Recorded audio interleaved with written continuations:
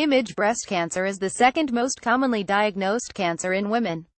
Fortunately, the rate at which we're learning about this disease means patients have a lot more treatment options and few more credit. The American Chemical Society Ames, Iowa. The concept of collective intelligence is simple. It asserts that if a team performs well on one task, it will repeat that success on other projects, regardless of the scope or focus of the work. While it sounds good in theory, it doesn't work that way in reality, according to an Iowa State University researcher.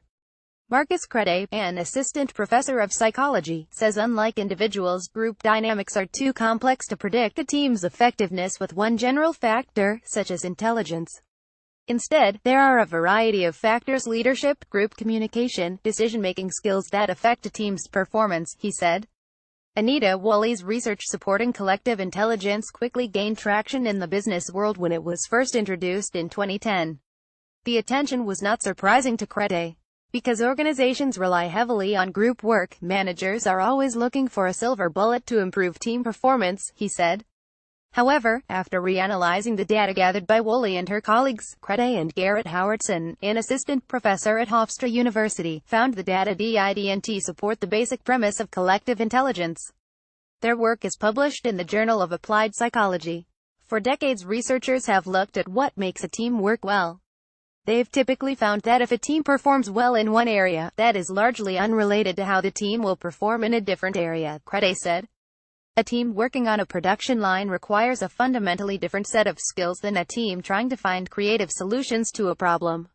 While a Marine Corps fire team is great at its job, it's not going to work well performing surgery. Crede notes that of the 6 studies included in their reanalysis, only one, a 2014 study by researchers at Indiana University, correctly concluded there was no evidence of collective intelligence. Misinterpreting the data, Crede says conflicting data was just one of 3 major problems he and Howardson discovered. Their analysis found participants in these studies were either unmotivated, which Crede suspects is likely the case, or they were confused by some of the tasks the groups were asked to perform. For example, as part of a brainstorming task, each team had 10 minutes to come up with different uses for a brick. Teams scored a point for each use, regardless of the practicality. At least one team included in the analysis received a 0 on this task. Crede says it's hard to believe a team could not come up with one use for a brick. In this example, if one group does poorly because of minimal effort, it can artificially inflate correlations between performance across tasks, the researchers explained in the paper. As a result, Crede says Woolley and her team may have misinterpreted the data as an indicator of collective intelligence. They also did not recognize that teams can exhibit some consistency in performance across tasks, even when the team members barely interact with each other. In other words, the teams may not have functioned collectively. Instead, Crede says individual team members may have developed separate responses that were averaged across the team, rather than true collaboration. The fact that study participants were college students receiving course credit or community members receiving a stipend also doesn't reflect how teams form and function within organizations. In real organizations, people typically know each other, they work together over time and work on very different tasks than the ones assigned in the study, Crede said. A lot of teams are also comprised of members with high level and different skill sets, and often one member functions as a leader.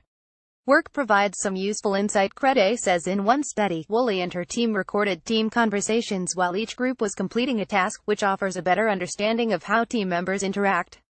In some groups, one team member dominated the entire conversation, and in other groups, there were more equal contributions. Crede says team performance generally suffers when one person controls the conversation.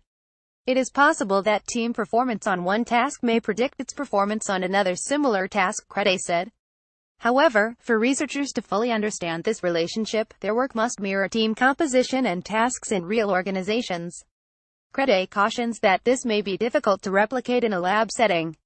Disclaimer: AAAS and Eureka Alert are not responsible for the accuracy of news releases posted to Eureka Alert by contributing institutions or for the use of any information through the Eureka Alert system.